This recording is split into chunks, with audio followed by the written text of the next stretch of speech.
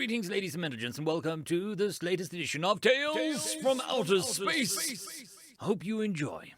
Story number 1. We're All Weird Here, written by Marilyn of Many. Bones are body horror, the tentacle alien told me. Not that I would volunteer such information, mind you, but you did ask. I did, I agreed, lifting another crate. That's really funny, honestly. What about them is disturbing? Murr twisted his blue-black tentacles in a way that looked anxious. Just the idea of something rigid inside your flesh, he said with a wiggly shudder. No matter how you move, it won't move with you. Like your own body is fighting back. He wrapped his tentacles around a crate. I've had nightmares about stiffness like that. Wow, I said, as I set my crate on top of the others.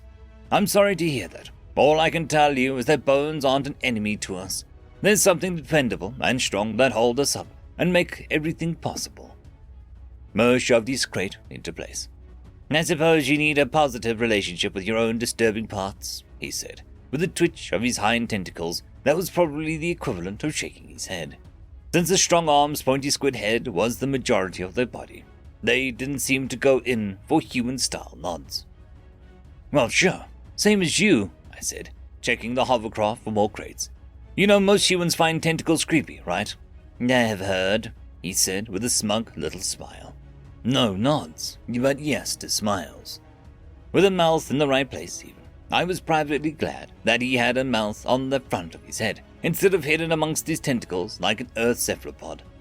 I was debating whether to tell him that when a crewmate of an entirely different body type walked in on clicking feet. I pointed at him. What about exoskeletons? I asked Murr. Dee stopped beside the cart. What about exoskeletons? He demanded. He struck a pose out of an intergalactic fashion show, letting the ship's lights play on his vivid purple carapace, while he snapped a pinch of arms. Are you squishies jealous? Sure, let's go with that, Murr told him before turning to me. Exoskeletons are different from bones. They're like an exosuit, a protective case for the natural softness. Z held the pose. A glorious one. Yes, Z, you're very pretty. Murr sounded more than a little patronizing, but Z didn't seem to mind.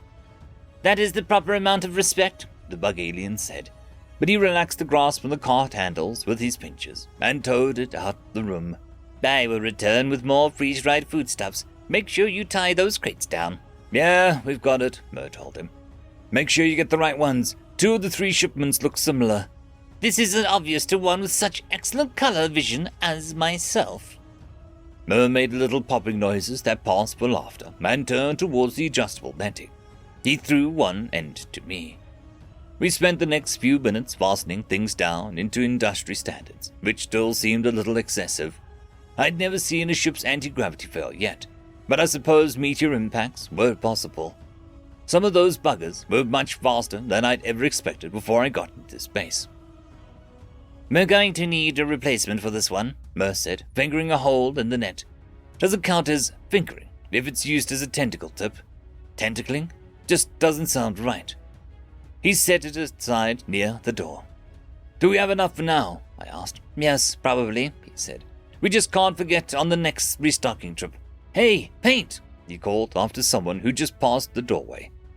Paint, she said, replying with her own name where I would have said yes or what. Her full name was Painted Sunset, but since this sounded way too much like a captain's name, Piercing Sunlight, she just stuck to Paint. She poked her snout of mottled orange scales around the doorframe, all polite curiosity. Can you put another net on the shopping list? Murr asked. Big or small? Big, please. Got it. One question for you. What's that? Paint spun to stick her tail out into the doorway. She had something taped to it. A stapler. Whatever it was clacking like a tiny crocodile when she moved. Have you seen any tasty fish around here? She said in a growly voice. Roar! With a long-suffering sigh, Murr told her, no, but there are probably some in the kitchen. Thanks. Paint spun again and stuck her head out. Was it scary? I think it needs eyes to be really scary. Murr sighed. That was good, I said. Eyes would be better. Hey, do you have access to googly eyes out here? The little sticky ones? No. What are those? Paint asked, walking into the room. They sound fun. They are, I told her. I used to like putting two on my hand and making a little face like this. I demonstrated, wrapping my forefinger around my thumb and moving both together like a talking mouth. Hello, I don't have teeth. Paint thought that this was the best thing ever, and despite Mer's eye-rolling maturity, he couldn't take his eyes off the display. That is unsettlingly convincing, he admitted. Even without eyes, if I saw that sneak around a corner and start talking to me, I believe we had a stowaway of a species I'd never seen before. He pointed 3 tentacles at my face. Do not do that as a prank, nor I'll throw your shoes on the airlock. I know you treasure those. It's not that I treasure them, I said. The floor is just cold without them, and I could step on something sharp. Yeah, so that's life, the squid-like alien said. You don't see me wearing an exosuit about the ship just because the floor is cold. Hey, do that hand thing one more time, Paint said. I think I've almost got it. Her scaly orange fingers were too short to manage the same effect, but she was trying. More crates, announced Z from the hallway. Make some emptiness. The 3 of us moved aside for him to direct the hovercraft into place. Paint gushed about the hand thing. It looks so convincing. I can't do it right. Show him. I did, feeling a bit silly in front of his unblinking massive eyes. His antenna held still, making his expression hard to read. Hello, I said. I am a mouth. That's not a mouth, he declared. Before I could say yeah, that's the point, he stepped back from the cart with a flourish and tucked his head low against his shoulders and bent his pincher arms into a terrifying facsimile of a gaping maw lined with teeth. Paint squeak. Mer snapped a tentacle against the floor. Wow, I said. Yeah, googly eyes have nothing on that. Mer pointed at him. I see you also have a potential prank that you should not pull. At the same time, Paint exclaimed, You have to show sunlight. Mer gave her a look. Do not terrify the captain. No, she'll love it. I'm pretty sure she's busy. Paint rubbed her chin as Z resumed his normal posture. It wouldn't take long, but yeah, she is busy. Dinner time? Oh, and you have to show off your thing too, she said, pointing at me. Mer started to naysay, but I said, Oh, like a talent show. I have all the talent, Z announced. Paint was delighted. Mer waved his tentacles about and went back to work, while Z launched into a story of the time he scared off a predator with his false jaws trick. Come on, let's tell everybody about the talent show, Paint said. This'll be great.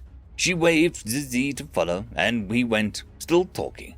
Mer grumbled, Dinner is going to be interesting. I hope it doesn't put anyone off their food. I'll try not to do anything, bone-related, I said. I appreciate the restraint. After a moment of handling crates, I asked, Did you know our blood is made inside our bones? Oh, that is so much worse.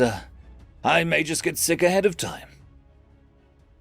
End of story. Story number 2.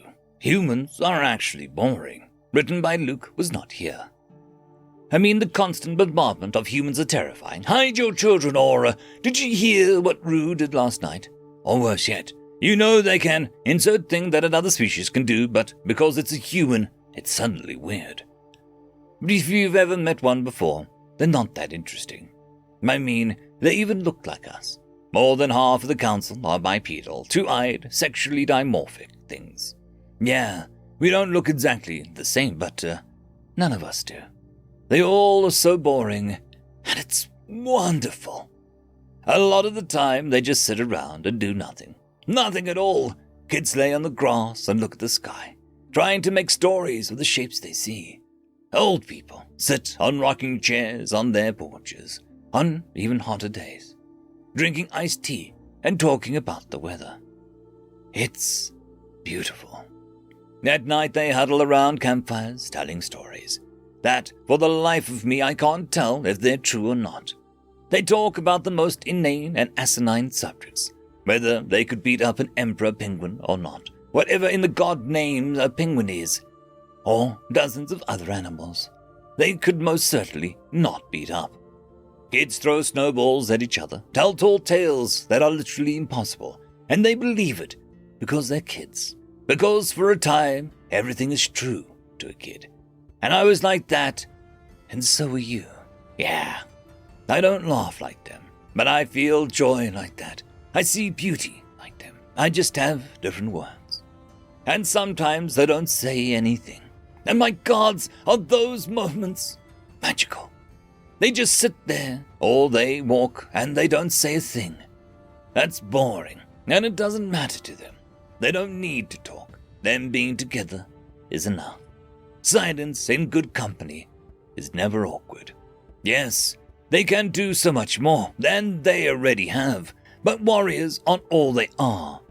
They're fathers and mothers, sisters and brothers, friends and family, introverts and extroverts, funny and smart. They are so much more. More than a monolith. Each of them has a unique personality and is special as every other human. They are like us, yeah. Them overthrowing the queen was cool and all, but have you ever tried to just getting a drink with one? End of story. I would quickly like to thank the T5 channel members and Patreons. Casper Arnholtz, Cam Maxwell, Barky, Lord Azrakal, It's Difficult to Pronounce, Dragzoon WRE, Holly's Sister, Arcadian. Thank you very much.